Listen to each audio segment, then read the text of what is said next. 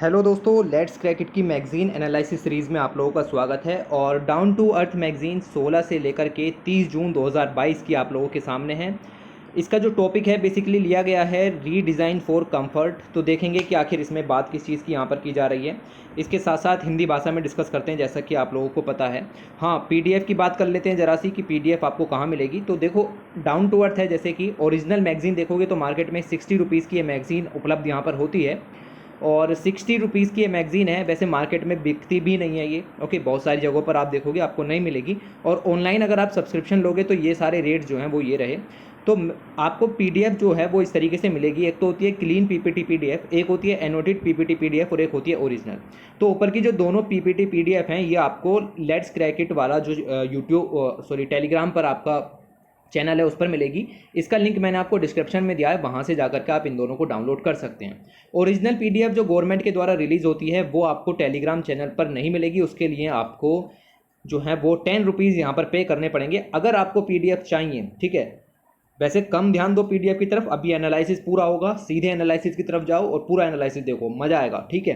लेकिन जिसको पीडीएफ चाहिए वो मुझे इस टेलीग्राम चैनल पर जो है वो मैसेज करे। मैं यूपीआई क्यूआर कोड वगैरह आपको भेजूंगा। आपको जस्ट 10 रुपीज़ यहाँ पर पे करने हैं और आपको 60 पेजेस ऑफ नॉलेज की जो बुक है वो यहाँ पर मिल जाएगी। ये जो आपकी डाउन टू अर्थ मैगजीन है ओरिजिनल, बिल्कुल एकदम क्लियर पीडीएफ आपको यहाँ पर उपलब्ध हो जाएगी। तो इस टेलीग्राम चैनल पर जस्ट मुझको मैसेज भेजना और यहाँ पर हो जाएगा, ओके।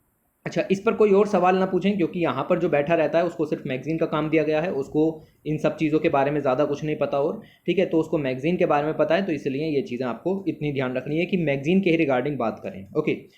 तो मतलब मैगज़ीन कब आप लिख करके भेजिए कि आपको कौन सी मैगज़ीन चाहिए, वो मैगज़ीन लिख करके भेजो। उधर से क्यूआर कोड वगैरह आ जाएगा, फिर आप उस पर पे कर दोगे, स्क्रीनशॉट वगैरह वो सब बता दिया जाएगा, ओके। तो ये सब अगर इस तरीके से नहीं पहुंच पा रहे हो, ये लिंक वर्क नहीं कर रहा है, तो फिर आप लोग जो हैं वो अपने टेलीग्राम के सेव्ड मैसेजेस में जाओ, वहाँ पर ये टाइप करो @BEIAS1 और इसको यहाँ पर सेंड कर दो। सेंड करते ही ये लिंक क्रिएट हो जाएगा और सीधे चैट बॉक्स पर क्लिक करते ही आप जो है वो सीधे लिख दोगे कि हमें ये मैगज़ीन चाहिए, ये मैगज़ीन हमें मिल जाएगी क्या। तो वहाँ पर आपको वो मैगज़ीन देखने के लिए मिल जाएगी। और अगर कुछ भी नहीं हो रहा है, टेलीग्राम चैनल एक्सेस नहीं हो रहा है, तो इस क्यूआर कोड को जो है वो स्कैन कर लो, सीधे चैट बॉक्स ओपन होगा, वहाँ पर लिख दो कि ये चीज़ हमें मैगज़ीन जो है वो चाहिए। पीपीटी पीडीएफ दोनों तरीके की टेलीग्राम चैनल पर फ्री जो है वो आपको मिल जाएंगी। उसका लिंक मैंने आपको डिस्क्रिप्शन में दिया है, वहाँ से जाकर के आप जो है वो उसको एक्सेस जो है वो कर सकते हैं। तो इस तरीके से आपको तीनों तरीके की पीडीएफ जो है वो उपलब्ध हो जाएंगी। ऊपर की दोनों फ्री हैं, नीचे की जो है वो 10 रुपीज़ के पेमेंट पर है। और 10 रुपीज़ का पेमेंट भी इसलिए रखा गया है ताकि जो है बच्चे पीडीएफ कंपाइल करने के चक्कर में ना रहें, क्योंकि एक बार बच्चे को पीडीएफ मिल जाती है तो वो सोचता है कि मैं खुद ही कर लूँगा, और वो खुद ही कर लूँगा जो है वो रह ही जाता है, ओके। तो एनालिसिस पर ज़्यादा ध्यान दो, सीधे एनालिसिस की तरफ चलते हैं।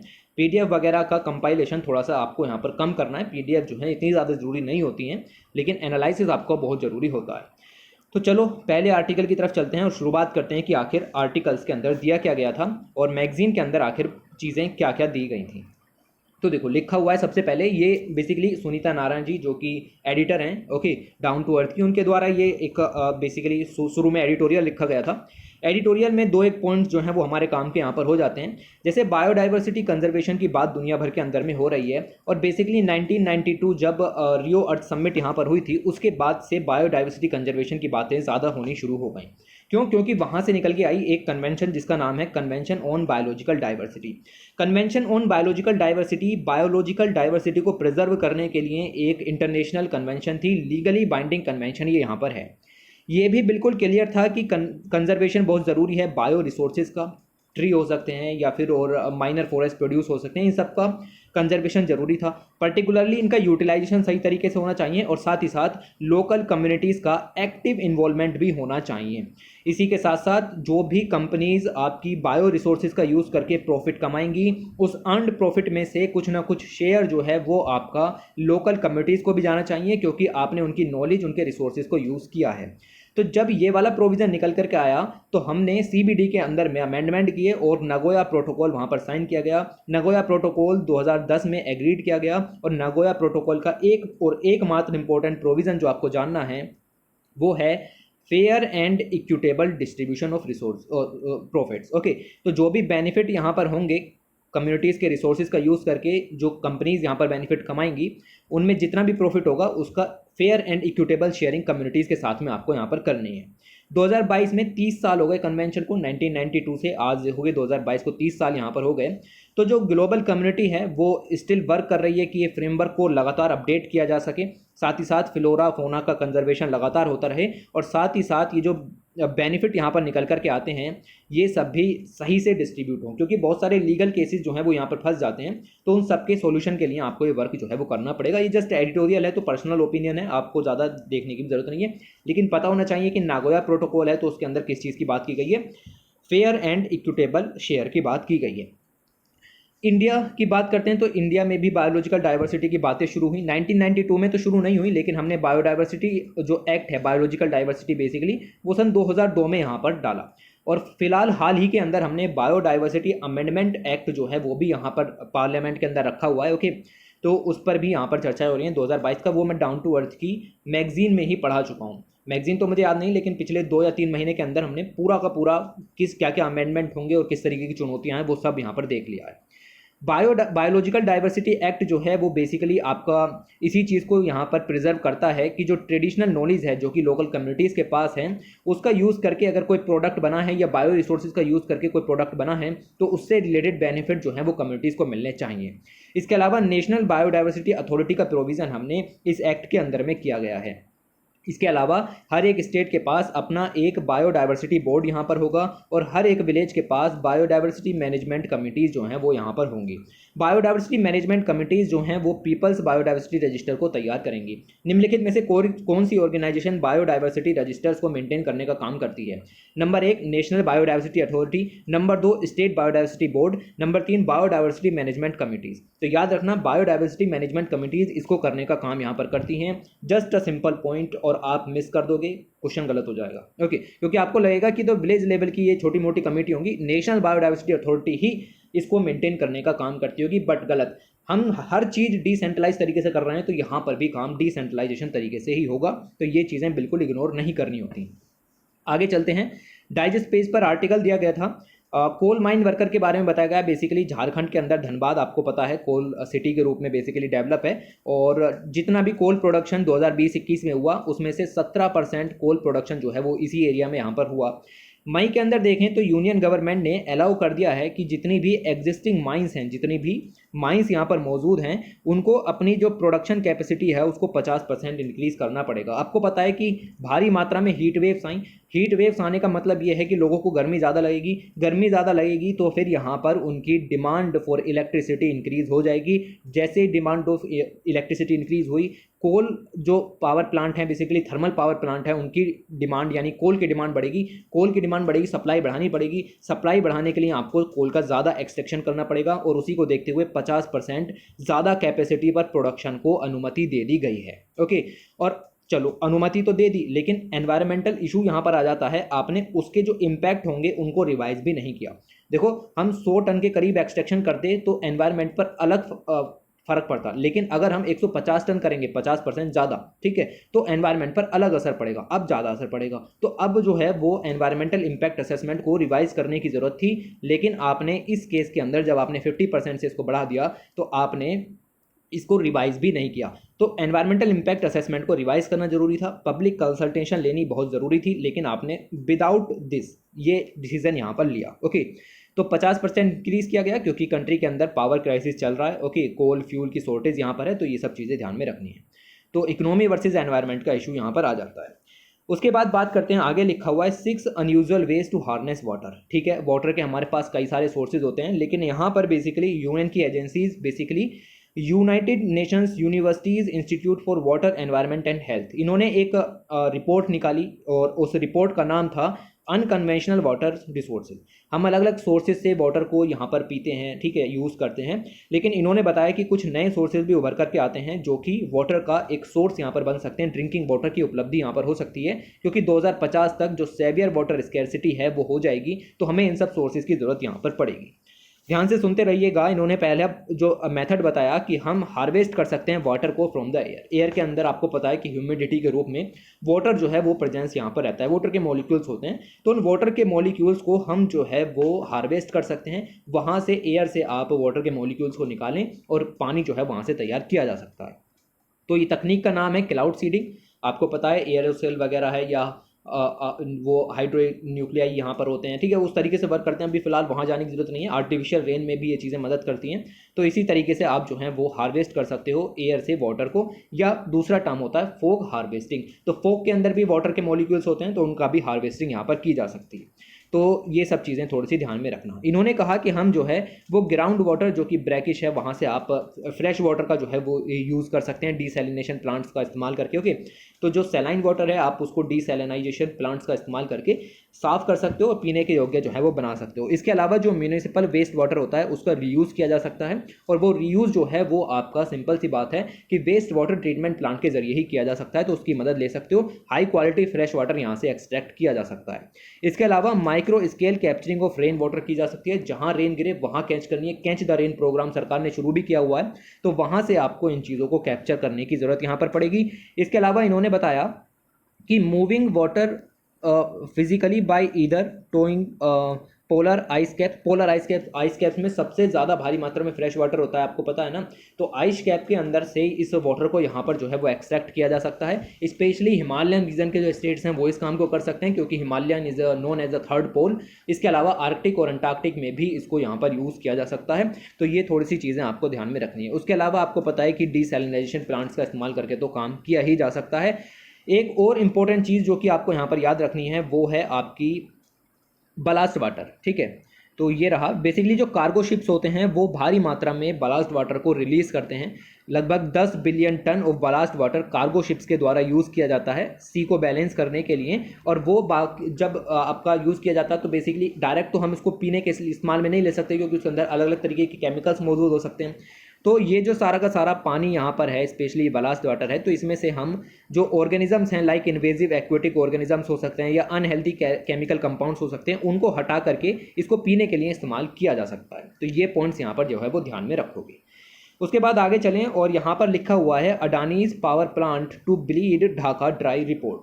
यहाँ पर एक बेसिकली अदानी ग्रुप ने क्या किया है कि ultra super critical coal power plant Jharkhand की गोड्डा डिस्ट्रिक्ट के अंदर से to sell the power to Bangladesh.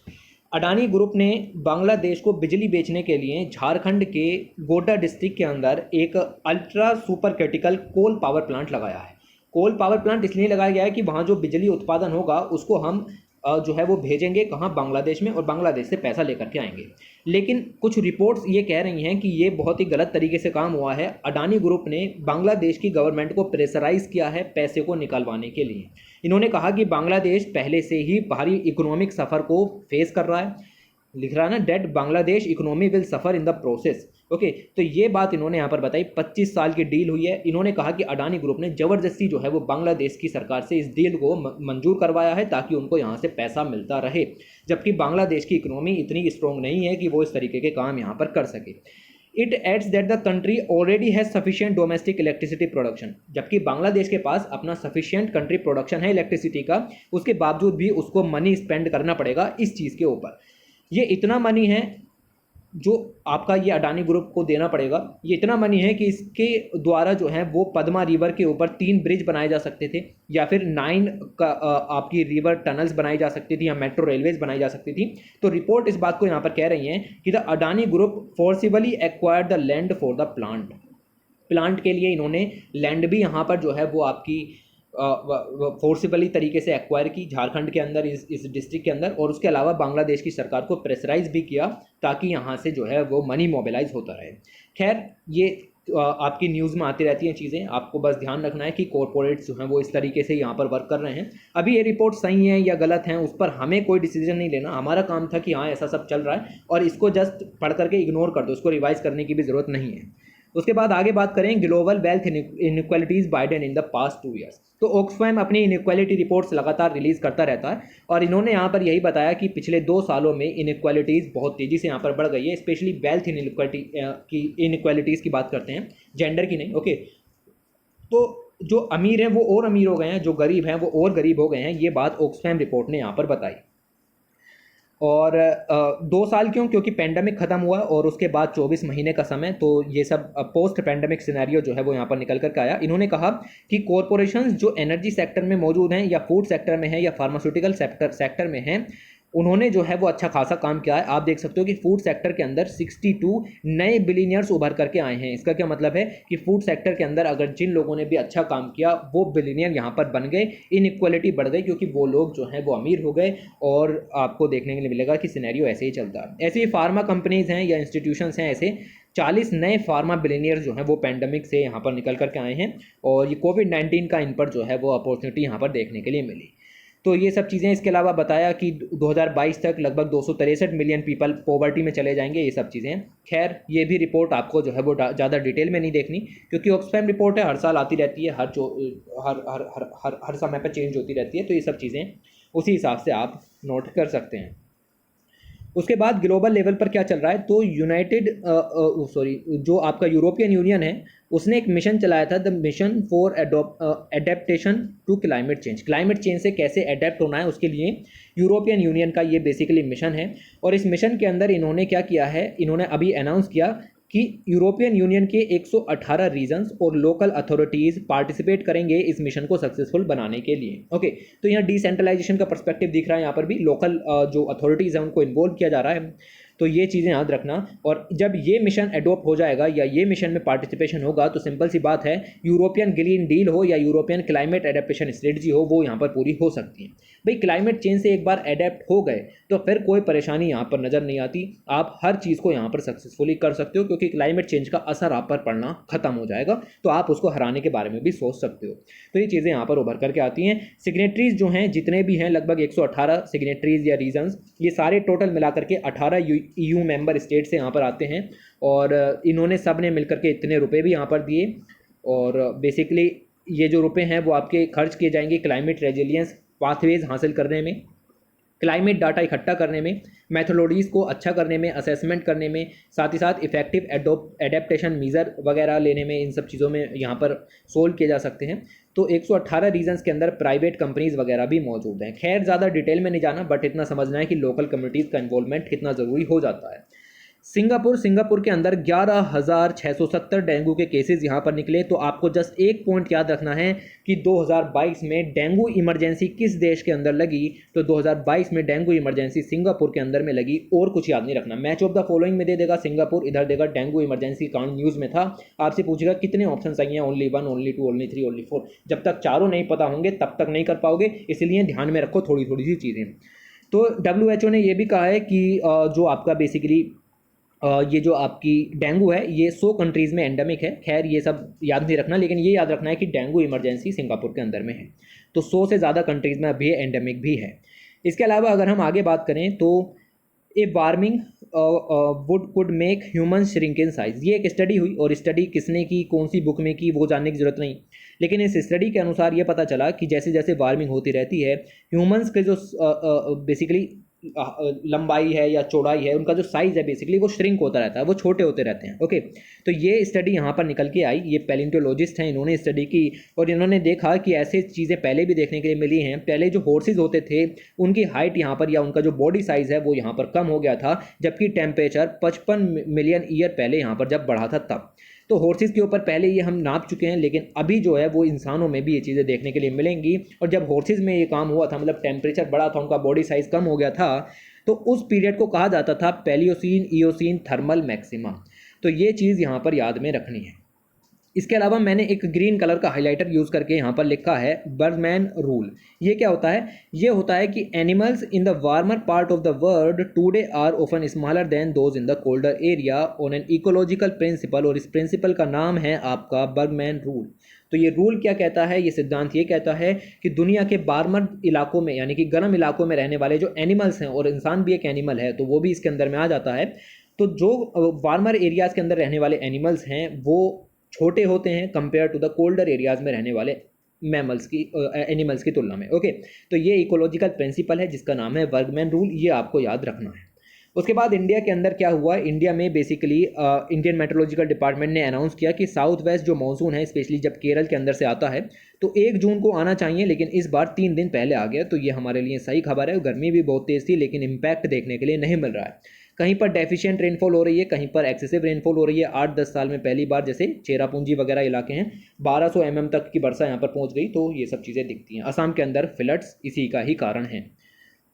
उसके बाद जो यूनियन कैबिनेट है उन्होंने खरीफ सीजन 2022-23 के लिए एमएसपी को यहाँ पर इंक्रीज कर दिया है लगभग 17 खरीफ क्रॉप्स के लिए। और जैसे राइस है, राइस के अंदर आप देखोगे कि 1940 रुपये बेसिकली एक कुंटल के थे। ओके, इसको 100 रुपये से बढ़ा करके 2040 कर दिया है, ये लिखा हुआ है यहाँ पर अमाउंट। ओके, 100 रुपये से यहाँ पर बढ़ा दिया है। ऐसे ही बाकी सभी में भी इसको यहाँ पर बढ़ाया गया है।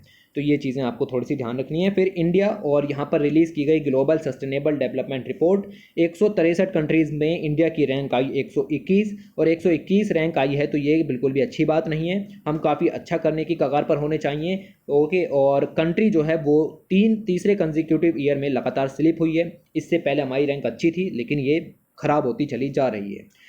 इसके अलावा अगर हम आगे बात करें तो India faces major challenge in achieving 11 of the 17 sustainable development goal. 17 goal होते हैं ना, उसमें से 11 गोल जो बेसिकली हैं उनको हासिल करने में हमें काफ़ी दिक्कत आ रही है। जैसे डिसेंट वर्क इंश्योर करना है, सस्टेनेबल डेवलपमेंट गोल नंबर 8 कहता है इस चीज़ को, या हंगर को एंड करना है तो सस्टेनेबल डेवलपमेंट गोल 2 कह रहा है इस चीज़ को। तो ये हम हासिल नहीं कर पा रहे हैं, इसमें चिंताएँ नज़र आती हैं।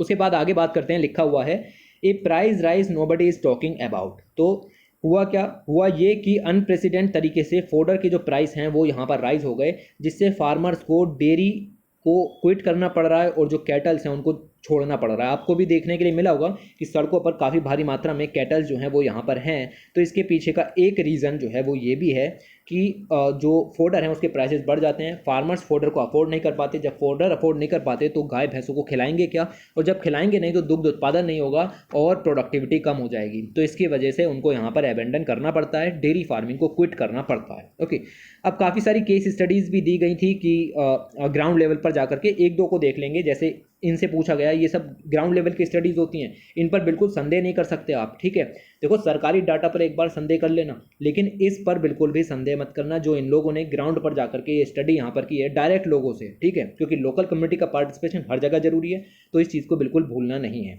तो यहाँ पर ये चीज़ें ध्यान में रखनी है। अभी बताएंगे कि इन्होंने क्या कहा। ऐसे ही 4-5 दिए गए थे, बट एक दो तो यहाँ पर आपको पढ़ना चाहिए कि आखिर ग्राउंड के लोग क्या कह रहे हैं। जब तक पॉलिसी ग्राउंड लेवल पर इंप्लीमेंट नहीं हो रही तो क्या फ़ायदा। तो ये चीज़ें, फोडर इन्फ्लेशन देखने के लिए मिला। ठीक है, फोडर इन्फ्लेशन कहते हैं लगभग हर साल यहाँ पर देखने के लिए मिल जाता है। इसकी वजह से जो डेयरी फार्मर्स हैं वो काफ़ी खतरे में हैं, पर्टिकुलरली जो नॉर्दर्न स्टेट्स हैं लाइक राजस्थान, हरियाणा, उत्तर प्रदेश, पंजाब, हिमाचल प्रदेश, उत्तराखंड है या मध्य प्रदेश है। इन सभी में जो दुग्ध उत्पादन है या डेयरी इंडस्ट्री है काफ़ी अच्छी डेवलप है, तो वहाँ पर काफ़ी दिक्कतें आ रही हैं क्योंकि फोडर इन्फ्लेशन हो गया है। There is no centralized system in India जिससे कि फोडर प्राइस को मैनेटर किया जा सके, ये भी याद रखना। तो जब सुझाव लिखोगे कि इसको कैसे खत्म किया जाए तो एक सेंट्रलाइज्ड सिस्टम की जरूरत यहाँ पर है, इतना भी लिखना। But these 7 states have been travelling for fodder price since 2021। 2021 से ही फोडर के जो प्राइसेस हैं वो यहाँ पर चेंज लगातार हो रहे हैं। डेयरी फार्मर्स को 3 बड़ी प्रॉब्लम्स जो हैं वो देखने के लिए मिली इस साल। सबसे पहली तो ये थी कि फूड इन्फ्लेशन बहुत तेज़ी से बढ़ा। फूड इन्फ्लेशन क्यों बढ़ा, क्योंकि प्रोडक्टिविटी गिर गई। प्रोडक्टिविटी क्यों गिरी, वो इसलिए गिरी क्योंकि हीट वेव्स यहाँ पर चली। आपने देखा हीट जो है वो इंडिया में कम हो गया प्रोडक्शन। ओके, तो इससे जो है वो फूड प्रोडक्शन जो है वो बेसिकली कम हुआ, जिससे कि वीट के ऊपर का जो होता है बेसिकली फोडर जो होता है वो यहाँ पर महंगा हो गया। तो फूड इन्फ्लेशन एक कारण है। उसके अलावा एक्सट्रीम वेदर इवेंट जिसके कारण हीट वेव्स यहाँ पर आई और क्रॉप्स जो हैं वो फेल हुई, ऐसे ही आपको मिलेगा। तीसरा कारण है हाई फोडर इन्फ्लेशन जिससे कि लाइव स्टॉक इकोनॉमी पर यहाँ पर असर पड़ा। तो ये तीनों के तीनों जो कारण हैं इन्होंने साथ में मिलकर के इस फोडर क्राइसिस को यहाँ पर जन्म जो है वो दिया है। इन्होंने ये लिखा है, देखो ग्राउंड लेवल पर जो पूछा गया, इन्होंने ये कहा कि excessive rain followed by severe heat wave loss has caused major damage to the wheat crops a primary source of fodder. तो फोडर का प्राइमरी सोर्स है व्हीट क्रॉप। व्हीट जब आप निकाल लेते हो तो जो बचता है वो फोडर के रूप में इस्तेमाल किया जाता है, और जब फोडर के रूप में इस्तेमाल किया जाता है तो व्हीट की प्रोडक्शन पहले से ही कम हो गई। क्यों, क्योंकि एक्सेसिव रेन यहाँ पर देखने के लिए मिली और जिसके साथ साथ सेवियर हीट वेव्स यहाँ पर हुई, जिसकी वजह से व्हीट की क्रॉप डैमेज यहाँ पर हो गई। तो ये चीज़ें आपको यहाँ पर देखने के लिए मिलेंगी, ये सब ध्यान में रखना है। इसके अलावा दूसरी तीसरी देखो ये सब प्रॉब्लम यहाँ पर बताएं कि ये इन सब प्रॉब्लम्स के कारण ये चीज़ें हुई। इसके अलावा और भी प्रॉब्लम्स हैं, लाइक जहाँ पर अच्छा खासा उग भी रहा था उन्होंने स्टेट्स ने इसको बैन कर दिया। जैसे सिरसा इन हरियाणा, उन्होंने फोडर के ट्रांसपोर्ट को यहाँ पर बैन कर दिया कि आप डिस्ट्रिक्ट से बाहर फोडर का एक्सपोर्ट नहीं करोगे। The use of fodder in brick kilns and cardboard factories are also banned. अब ये इंटरेस्टिंग पॉइंट है कि फोडर का यूज़ सिर्फ और सिर्फ लाइव स्टॉक इंडस्ट्री में नहीं किया जाता, ये आपका ब्रिक किल्स वगैरह में भी किया जाता है, जो ईंटों के भट्टे होते हैं उनमें, और कार्डबोर्ड फैक्ट्रीज के अंदर में भी इसका इस्तेमाल किया जाता है। तो अगर वहाँ ज़्यादा इस्तेमाल होने लगा तो फोडर की शॉर्टेज लाइव स्टॉक सेक्टर के लिए कम पड़ जाएगी, इसीलिए इन कंपनीज पर भी आपको लगाम लगानी पड़ेगी। ऐसे ही फतेहाबाद डिस्ट्रिक्ट है, उन्होंने भी ये चीज़ें यहाँ पर ली। और तो और रोहतक के अंदर अगर हम देखें तो डिस्ट्रिक्ट एडमिनिस्ट्रेशन ने सेक्शन 144 ऑफ CRPC यहाँ पर लगा दिया कि अगर कोई भी ड्राई फोडर को डिस्ट्रिक्ट से बाहर ट्रेड करता हुआ पकड़ा गया तो सेक्शन 144 यहाँ पर लगेगा। ओके, इसके अलावा हरियाणा जो है वो मेजर सप्लायर है ड्राई फोडर का, दिल्ली, राजस्थान, उत्तराखंड, चंडीगढ़, हिमाचल प्रदेश सब जगहों में जाता है। तो पावर जो बेसिकली सप्लाई है फोडर की वो भी डिसरप्ट हुई, जिसकी वजह से इन सभी स्टेट्स के अंदर क्राइसिस और ज़्यादा वर्स्ट यहाँ पर हो गया। इसके अलावा मैंने आपको बता दिया कि हीट लॉस का इम्पैक्ट जो है वो भी इसके ऊपर पड़ा है। हैवी अनसीजनल रेल देखने के लिए मिली है और हीट वेव्स के कारण जो है वो हीट का प्रोडक्शन यहाँ पर कम हो गया, स्पेशली नॉर्दर्न इंडिया के अंदर, तो जिसकी वजह से ये प्रॉब्लम यहाँ पर आई। अब नॉर्दर्न इंडिया में हीट जो है उसका इस्तेमाल किया जाता है, मतलब जब वीट को आप उसके बीज निकाल लेते हो तो फोडर बचता है, तो वीट का जो है वो बेसिकली फोडर जो है वो यूज़ किया जाता है। और जो सदर्न इंडिया है, बेसिकली ईस्टर्न या वेस्टर्न बेल्ट्स हैं, उसके अंदर आपका पैडी का फोडर जो है वो इस्तेमाल किया जाता है। तो पैडी हो, वीट हो, इनकी जो बेसिकली प्रोडक्शन है वो इस बार यहाँ पर कम हुआ। तो ये सब देखने के लिए आपको यहाँ पर चीज़ें मिलेंगी। और पंजाब और हरियाणा जो हैं वो बड़े वीट प्रोड्यूसिंग स्टेट्स हैं, ऑलरेडी सप्लाई कर रहे हैं बल्क ऑफ ड्राई फोडर पूरे नॉर्थ इंडिया के अंदर, बट उनके यहाँ खुद ही प्रोडक्शन कम हुआ है। तो ये चीज़ें थोड़ी सी आपको जो है वो ध्यान में रखनी है कि क्या चीज़ें चल रही हैं। बस इतना याद रखो कि वीट लॉस का इम्पैक्ट भी यहाँ पर जो है वो हुआ है। Another development in fodder producing state that contributes to the scarcity, और किस वजह से आई, क्योंकि चेंज इन क्रॉप देखने के लिए मिला। कम से कम 6 रीज़न बता चुका हूँ कि फोडर क्राइसिस किस वजह से आया, तो ध्यान से सुनते रहो। ऐसे बने बनाए रीज़न आपको नहीं मिलेंगे, क्योंकि बने बनाए रीज़न तो ये हो गया कि आपने सीधे फैक्ट देख लिए, आपको ये चीज़ें समझ में आनी चाहिए। तो क्रॉप पैटर्न में भी यहाँ पर चेंज मिला। आपको पता है कि फार्मर वही उगाते हैं जिसके लिए सरकार ज़्यादा MSP देगी, तो दिस इज कॉल्ड मस्टर्ड। ठीक है, मस्टर्ड यहाँ पर ज़्यादा उगाई जा रही है। Farmers are increasingly growing mustard in market in place of wheat since it commands a higher price. तो यहाँ पर मस्टर्ड के हायर प्राइस मिलते हैं, तो वीट से ज़्यादा मस्टर्ड यहाँ पर उगा रहे हैं, जिसकी वजह से फोडर के लिए जो बेसिकली रेसिड्यू था वो यहाँ पर कम पड़ गया। ये भी कहा जा रहा है कि अगले 5 साल तक फोडर के रेट जो हैं वो कम नहीं होंगे, क्योंकि वीट का जो प्रोडक्शन एरिया है, जिसको कहते हैं एक्रीज ऑफ वीट, वो यहाँ पर डिक्रीज हो रहा है और प्राइस ऑफ मस्टर्ड जो है वो हाई है। तो अगर हमें इन चीज़ों को कम करना है तो आपको मस्टर्ड का जो एरिया है उसको रिड्यूस करके वीट का एरिया बढ़ाना पड़ेगा। लेकिन जब वीट का एरिया यहाँ पर बढ़ाते हैं तो मिलेट्स के एरिया का क्या होगा? ठीक है, तो खैर कई सारी चुनौतियाँ हैं, कई सारे सुझाव हैं, बट जो जिस चीज़ पर फोकस है सिर्फ उसी चीज़ पर रखो इस टाइम। तो यहाँ पर हमें वीट का प्रोडक्शन फोडर के लिए ज़रूरी है, वीट का प्रोडक्शन न्यूट्रिशन क्वालिटी के हिसाब से ज़रूरी नहीं है। न्यूट्रिशन के लिए आपको मिलेट्स वगैरह का एरिया बढ़ाना पड़ेगा। ओके, तो ये चीज़ें यहाँ पर आपको ध्यान में रखनी है। एक चीज़ और यहाँ पर ध्यान में रखनी है कि मस्टर्ड प्रोडक्शन में परेशानी क्या है। ठीक है, आप मस्टर्ड के लिए किसानों को भारी प्राइस मिलेगा, लेकिन मस्टर्ड का जो रेसिड्यू है आप उसको फोडर की तरह इस्तेमाल नहीं कर सकते। हर एक चीज़ को आप फोडर की तरह इस्तेमाल नहीं कर सकते। वीट है, राइस है, कुछ ही ऐसी चुनिंदा फसलें हैं जिनका रेसिड्यू फोडर के रूप में इस्तेमाल होता है। तो जब आप मस्टर्ड उगाओगे तो फोडर नहीं मिलेगा, जिसकी वजह से फोडर शॉर्टेज और फोडर इन्फ्लेशन देखने के लिए मिलेगा। तो ये चीज़ें थोड़ी सी याद में रखना। इसके बाद आगे चलें तो लाइक शेयर सब्सक्राइब जरूर से करो। ठीक है, ये बीच में डाला है मैंने, ठीक है, इसको जरूर से कर दिया करो। इसके बाद आगे देखें तो लिखा हुआ है pox returns, monkey pox spread के बारे में बताया गया है। देखो मैं चाहता तो इसको छोड़ देता, क्यों? क्योंकि पिछले जो जून का महीना गया है उसमें कुछ नहीं पढ़ाया, सिर्फ मंकी पॉक्स वायरस ही पढ़ाया है। ठीक है, दिखाता हूँ अभी कैसे पढ़ाया है। ओके, तो ये मंकी पॉक्स वायरस के बारे में बेसिकली आप यहाँ पर देखोगे, मैंने आपको ये स्लाइड कई बार दी है। ठीक है, डाउन टू अर्थ की जो UPSC स्पेशल सीरीज चल रही है उसमें भी दिया है। तो ये पूरी स्लाइड जो है वो आपको मंकी पॉक्स के बारे में मिल जाएगी। Monkey pox basically zoonotic disease है और सेंट्रल और वेस्ट अफ्रीका की डिजीज़ है। अब ये अगर सेंट्रल और वेस्ट अफ्रीका की डिजीज़ है, यानी कि यहाँ से जो है वो ओरिजिनेट हो रही है, तो इसका मतलब ये है कि ये जो सेंट्रल और वेस्ट अफ्रीका का इलाका है इसको कहते हैं हम एंडेमिक इलाका। ठीक है, endemic area for this monkey pox virus. Okay, तो जहाँ पर ये आपका पहुँच रहा है, यहाँ से ओरिजिनेट हुआ, तो this is called endemic area. लेकिन जहाँ पर नहीं ओरिजिनेट हुआ, यहाँ से पहुँचा अफ्रीका से, उसको कहते हैं नॉन एंडेमिक एरिया। यानी आउटसाइड अफ्रीका के जितने भी एरियाज़ हैं उनको नॉन एंडेमिक एरिया कहा जाता है। प्रॉब्लम ये हुई कि नॉन एंडेमिक एरियाज़ में ये ज़्यादा फैल गया, स्पेशली UK और US में ज़्यादा केसेस देखने के लिए मिले और ये काफ़ी भारी चिंता यहाँ पर उभर करके आई। ये सब मैं पढ़ा चुका हूँ। देखो ये कुछ एक तो फैक्ट हैं ये सारे, ठीक है, मंकी पॉक्स वायरस के। किसी ने नहीं पढ़े तो सीधे PDF डाउनलोड करो और पढ़ लो। ठीक है, कोई ज़रूरी नहीं है। कैसे होता है मैंने ये भी बताया, क्लोज कॉन्टैक्ट के ज़रिए होता है, बॉडी फ्लूइड हो या फिर आप देखोगे कि कंटेमिनेटेड मटेरियल बेडिंग वगैरह के ज़रिए या घाव वगैरह के ज़रिए पहुंच जाए। स्पेशली सेक्सुअली ट्रांसमिशन के ज़रिए भी ये जो है वो स्प्रेड होता है, और सेक्सुअली जो ट्रांसमिशन है वो स्पेशली अगर मैन टू मैन हो तो ज़्यादा यहाँ पर होता है। ओके, तो ये सब चीज़ें निकल करके आई। अब आप कहोगे कि ये चीज़ें यहाँ लिखी हुई क्यों नहीं है, क्योंकि देखो ये है आपका द हिंदू का साइंस एंड टेक का पेज, और मैं कोई भी चीज़ इधर उधर की बेफालतू की नहीं पढ़ाता। तो द हिंदू के साइंस एंड टेक के पेज जून का उठा करके देखोगे, जून में 4 बार यहाँ पर पढ़ाया गया, क्योंकि 4 संडे यहाँ पर आए, उसमें चारों में आपको मंकी पॉक्स के बारे में एक एक खबर देखने के लिए मिल जाएगी। लिखा हुआ है what drive sustain growth of monkey pox के केसेस क्यों बढ़े। जस्ट मैंने 3-4 पॉइंट्स के अंदर इस बात को कवर कर दिया। ऐसे ही निकला कि monkeypox virus mutate at a higher rates, तो इस वाले सिर्फ और इसकी वजह से मैंने इसको यहाँ पर बता दिया कि क्यों ये इतना ज़्यादा म्यूटेट यहाँ पर हो रहा है। इसके बाद मैंने ये भी बता दिया कि ये सेक्सुअली ट्रांसमिटेड इन्फेक्शन है, तो किस तरीके से ये फैल रहा है, और specially man to man transmission के बारे में भी मैंने आपको बताया, जो कि सेक्सुअली यहाँ पर होता है। ये सब मैं द हिंदू के साइंस एंड टेक में कवर कर चुका हूँ भाई। 20-30 मिनट की वीडियोज़ होती हैं और उसमें इतनी ज़्यादा नॉलेज होती है कि काफ़ी ज़्यादा इंपॉर्टेंट, तो उसको ज़रूर से यहाँ पर देख लिया करो, ये काफ़ी इंपॉर्टेंट है। ओके, खैर ये तो सब चीज़ें इधर उधर की हो गई, और मंकी पॉक्स के बारे में जो मैगजीन है उसके अंदर में कुछ दिया गया है, तो उसको यहाँ पर देख लेते हैं। बाकी मंकी पॉक्स के बारे में इतना तो आपको पता होना चाहिए, जैसा कि मैंने आपको बताया अभी। इंडिया के अंदर में देखें तो मंकी पॉक्स के केसेस नहीं निकले। आपसे पूछेगा निम्नलिखित में से कौन सा कथन मंकी पॉक्स के वायरस में बिल्कुल सही है। इंडिया में भी मंकी पॉक्स वायरस के केसेस देखने के लिए नहीं मिले हैं, ठीक है, मंकी पॉक्स वायरस के केसेस इंडिया में नहीं मिले हैं, लेकिन हमने अपना जो सर्विलियंस सिस्टम है वो यहाँ पर रोल आउट किया कि अगर एक भी केस मिलता है तो हम इस आउटब्रेक को तुरंत मॉनिटर करेंगे। तो ये पॉइंट्स जो है वो आपको ध्यान में रखने हैं। इसके अलावा यहाँ पर देखोगे कि 2022 में नॉन एंडेमिक कंट्रीज में लगभग 780 के करीब ह्यूमन केसेस यहाँ पर जो है वो रिपोर्ट हुए, जबकि जो एंडेमिक कंट्रीज थी वहाँ पर सिर्फ 44 केसेस रिपोर्ट हुए।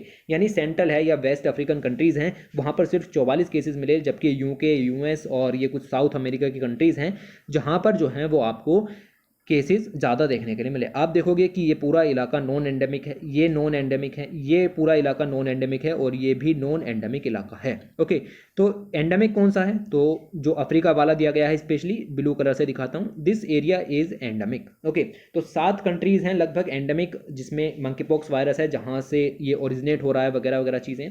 उसके अलावा जो 27 कंट्रीज ऐसी हैं जो नॉन एंडेमिक हैं, जिन्होंने 780 ह्यूमन केसेस को यहाँ पर झेला। ठीक है, तो अफ्रीका सिर्फ एकमात्र ऐसा कॉन्टिनेंट है जो कि मंकी पॉक्स के लिए एंडेमिक है, इसमें सिर्फ 44 केसेस मिले। ये पर्टिकुलर केसेस डिस्ट्रीब्यूशन दिखाया गया है, नॉट इंपॉर्टेंट, लेकिन यहाँ से देख सकते हैं कि मंकी पॉक्स वायरस जो है वो पहली बार आइडेंटिफाई किया गया था in the macaque colony in Denmark. Denmark के अंदर पहली बार इसको यहाँ पर जो है वो कह सकते हैं कि आइडेंटिफाई किया गया था। 1971 में पहला ह्यूमन केस जो है वो डेमोक्रेटिक रिपब्लिक ऑफ कॉन्गो में मिला, यानी कि इसका जो स्प्रेड है वो आपका अफ्रीका से शुरू हुआ। डेमोक्रेटिक रिपब्लिक ऑफ कॉन्गो में 1970 में इसका पहला केस यहाँ पर देखने के लिए मिला, और नाइजीरिया में भी 1971 में केसेस यहाँ पर बढ़े। इसके अलावा 2003 में यूएस के अंदर पहला मंकी पॉक्स वायरस का केसेस मिला। आउटसाइड अफ्रीका पहली बार जो ह्यूमन केस मिला वो कहाँ मिला, यूएस में। देखो डेनमार्क से स्टडी शुरू हुई, लेकिन केसेस जो हैं वो यहाँ देखने के लिए मिले अफ्रीका में, और पहला जो केस है वो यूएस में मिला आउटसाइड अफ्रीका। ओके, तो ये कुछ चीज़ें हैं जो आपको यहाँ पर ध्यान में रखनी है। 2022 में तो आपने देख ही लिया कि लगभग 780 प्लस 44 केसेस जो हैं वो देखने के लिए मिले, तो 824 टोटल केसेस देखने के लिए मिले। केसेस रटने की जरूरत नहीं है, लेकिन endemic countries, non endemic countries monkey pox virus के लिए कौन सी हैं ये आपको पता होना चाहिए। इसके अलावा ये सब पॉइंट्स आपको यहाँ पर ध्यान में रखने हैं। हाँ, ये भी ध्यान रखना है कि मंकी पॉक्स के लिए कोई खास वैक्सीन तो नहीं उपलब्ध थी, लेकिन जो स्मॉल पॉक्स की वैक्सीन थी उन्हीं को ही हमने यहाँ पर इस्तेमाल कर लिया फिलहाल। लेकिन WHO ने 1-2 वैक्सीन अलग से भी यहाँ पर रिलीज़ की हैं। अब इंडिया की बात करें तो इंडिया में मंकी पॉक्स तो नहीं आया। क्या कोई पॉक्स आया? हाँ जी, इंडिया में बुफेलो पॉक्स के केसेस देखने के लिए मिले। ठीक है, अब ये क्या नई बीमारी सी आ गई? कुछ नहीं है, ये सब जूनोटिक डिजीज़ हैं। ओके, और सेम ही सिचुएशन है। ओके, एक जैसा ही वायरस है। स्मॉल पॉक्स ले लो, बुफेलो पॉक्स ले लो, मंकी पॉक्स ले लो, तीनों में एक जैसा ही वायरस यहाँ पर मौजूद है, एक ही फैमिली के हैं सब। इंडिया में 1934 में बफेलो पॉक्स के केसेस जो हैं वो रिकॉर्ड हुए थे, इसको आइसोलेट किया गया था। जूनोटिक डिजीज़ है और इंडिया में एंडेमिक है। जैसे मंकी पॉक्स अफ्रीका में एंडेमिक है, ऐसे ही बफेलो पॉक्स इंडिया में एंडेमिक है, और इसके जो रूट्स हैं वो स्मॉल पॉक्स वैक्सीन के अंदर में ही यहाँ पर मिलेंगे। तो ये सब चीज़ें आपको ध्यान में रखनी है। फिर पहला केस कहाँ निकला, कैसे निकला, इतनी बड़ी डिजीज़ नहीं है। जब केसेस स्प्रेड होंगे तब क्वेश्चन पूछा जाएगा, अदरवाइज नहीं पूछा जाएगा। ओके, तो ये चीज़ें यहाँ पर आपको ध्यान में रखनी है।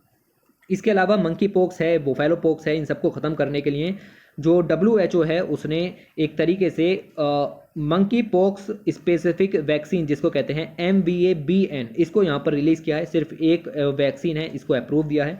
इसके अलावा ट्रीटमेंट भी है जिसका नाम है टेकोविरीमेट, 2019 में इसको भी अप्रूवल दिया था, लेकिन फिर भी ये वाइडली अवेलेबल नहीं है। तो इसके लिए हम जो स्मॉल पॉक्स के अगेंस्ट हमने वैक्सीन यूज़ की थी, स्मॉल पॉक्स को हमने इरेडिकेट कर दिया है भाई पूरी दुनिया से, ठीक है, याद रखना इस चीज़ को। स्मॉल पॉक्स को हमने इरेडिकेट कर दिया है, लिखा हुआ भी है, स्लाइड पढ़ोगे ना तो इस स्लाइड पे यहाँ पर सब कुछ लिखा हुआ है। ओके, तो ये चीज़ें यहाँ पर मिलेंगी। लिखा हुआ है कि the small pox was declared eradicated in the world wide in 1980s। तो लेकिन वैक्सीन इसके लिए जो उपलब्ध थी उसी को ही हम फिलहाल मंकी पॉक्स के रूप में इस्तेमाल कर रहे हैं, क्योंकि ये जो नई है ये अभी ज़्यादा उपलब्ध नहीं है, और जो उपलब्ध हैं उनकी एफिकेसी कम है। तो ये चीज़ें जो है वो आपको ध्यान में रखनी है। इसके बाद आगे चलते हैं, और आगे यहाँ पर आप देखोगे तो लिखा हुआ है जो आपको बेसिकली मैगजीन के फ्रंट कवर पे मिलेगा वो यही आर्टिकल है। लिखा हुआ है डेमोक्रेटाइज थर्मल कंफर्ट। ओके, तो थर्मल कंफर्ट की बात की गई है। देखो, हीट प्रॉब्लम आ रही है, हीट स्ट्रेस ज़्यादा हो रहा है, तो इंसान की टॉलरेंस जो लिमिट है हीट को, वो यहाँ पर लगातार जो है वो बढ़ती चली जा रही है। ओके, मतलब टॉलरेट करना मुश्किल हो रहा है हीट को, तो मुश्किल हो रहा है, इसका मतलब ये है कि उसको थर्मल कंफर्ट देना पड़ेगा। और वो थर्मल कंफर्ट इंसान कैसे हासिल करता है? घर में बैठ जाएगा, AC चला लेगा, ठीक है। ये कोई अच्छा तरीका नहीं है। This is not a democratise thermal comfort. Okay, तो ये सिर्फ थर्मल कंफर्ट है, हमें इसको डेमोक्रेटाइज करना है, हमें सभी को उपलब्ध कराना है। अब AC हर किसी के तो बस की नहीं है, हमारे यहाँ नहीं है AC, तो ठीक है, तो AC हर किसी के यहाँ पर ज़रूरी होना नहीं है। तो आपको ऐसा वे अपनाना पड़ेगा, ऐसे तरीके अपनाने पड़ेंगे जिससे इवन गरीब लोगों को भी थर्मल कंफर्ट अवेलेबल हो जाए। और दिस इज़ द वे जिसको हम कहेंगे कि डेमोक्रेटाइज थर्मल वे, क्योंकि पब्लिक एट लार्ज का आपको ध्यान यहाँ पर रखना है, और पब्लिक का मतलब डेमोक्रेसी से होता है, और उसी से ये वर्ड आया है डेमोक्रेटाइज। तो आपको थर्मल कंफर्ट हर किसी को उपलब्ध कराना पड़ता है। क्यों? क्योंकि हीट इज़ ऑन राइज, और जब हीट इज़ ऑन राइज है तो आपको देखने के लिए मिलेगा कि हीट वेव्स की condition specially in the north India आपको भारी देखने के लिए मिलेंगी। मार्च पिछले 10-15 सालों में इतना गर्म कभी नहीं रहा, इतनी ज़्यादा हीट वेव्स कभी नहीं आई जितनी इस बार आई। तो आपको सिचुएशन जो है वो याद रखनी है। अब कुछ इधर उधर के पॉइंट्स हैं, देखो 10-15 पेज दिए होते हैं, हमारे लिए किसी काम के नहीं, लेकिन अगर क्वेश्चन पूछ लिया डेमोक्रेटिक थर्मल कंफर्ट पर, या जो आपके बेसिकली अभी बताऊंगा ना ये चीज़ किस तरीके से वर्क करेगी, आखिर दिया क्या है, आखिर इसके ऊपर 10-15 पेज लिख कैसे दिए थर्मल कंफर्ट के ऊपर, तो ये सब चीज़ें हम डिस्कस करेंगे। कुछ गवर्नमेंट की पॉलिसीज़ हैं, कुछ कोर्ट्स वगैरह, उनको भी यहाँ पर देखेंगे, जिससे चीज़ें आगे बढ़ेंगी। तो देखते रहो, ठीक है। क्वेश्चन निकला तो सिर्फ 200-250 वर्ड्स का हार्डली निकलेगा, तो उसी हिसाब से हम चीज़ों को यहाँ पर देखते हैं। तो लगातार इवेंट्स आ रहे हैं, जैसे हीट वेव्स वगैरह हैं, ये सब चीज़ें हैं, तो इससे आपको मिलेगा कि जो हीट वेव्स हैं वो और ज़्यादा फ्रीक्वेंट होती चली जा रही हैं, और पिछले दशक में देखें तो लगभग 25 टाइम से ज़्यादा बढ़ भी गई हैं, और आने वाले समय में और ज़्यादा इंटेंसिटी इनकी यहाँ पर बढ़ेगी। ये सब बातें जो हैं वो G20 के climate risk Atlas for India ने यहाँ पर बताई। सिंपल क्वेश्चन भी निकल जाते हैं कि climate risk Atlas for India किसके द्वारा डेवलप किया गया है, तो ये आपका G20 का डेवलपमेंट है। ओके, तो ये आपको पता होना चाहिए। तो ये सब जो एटलस हैं इन्होंने इस चीज़ के बारे में बताया, और इन्होंने ये भी बताया कि इन्हें हॉट वेदर, जब गर्मी बढ़ जाती है तो our body works to maintain tolerate temperature wise sweating. तो आपको पसीना आता है, और वो पसीना इसलिए आता है ताकि आपको टेम्परेचर टॉलरेशन की शक्ति यहाँ पर मिल सके। बेसिकली ह्यूमिडिटी अगर वातावरण के अंदर ज़्यादा होगी तो आपका जो पसीना है वो इवेपोरेट नहीं हो पाएगा क्विकली, और जब इवेपोरेट नहीं हो पाएगा तो बॉडी के जो कूलिंग मेथड हैं वो ख़राब हो जाएंगे। कूलिंग मेथड ख़राब हो जाएंगे तो आपको थर्मल स्ट्रेस देखने के लिए मिलेगा, जिसको कहते हैं हीट स्ट्रेस, और जब हीट स्ट्रेस मिलेगा तो मेडिकल इमरजेंसीज होंगी, और मेडिकल इमरजेंसीज का मतलब ये है कि आपकी आउट ऑफ पॉकेट एक्सपेंडिचर यहाँ पर बढ़ जाएगा, हेल्थ केयर पर बर्डन भी यहाँ पर बढ़ जाएगा। इंटरनेशनल लेबर ऑर्गेनाइजेशन की माने तो बहुत सारे लोगों की जॉब्स भी यहाँ पर चली गई हैं हीट स्ट्रेस की वजह से, क्योंकि वो at the work place sustain नहीं रख पाए अपने आप को।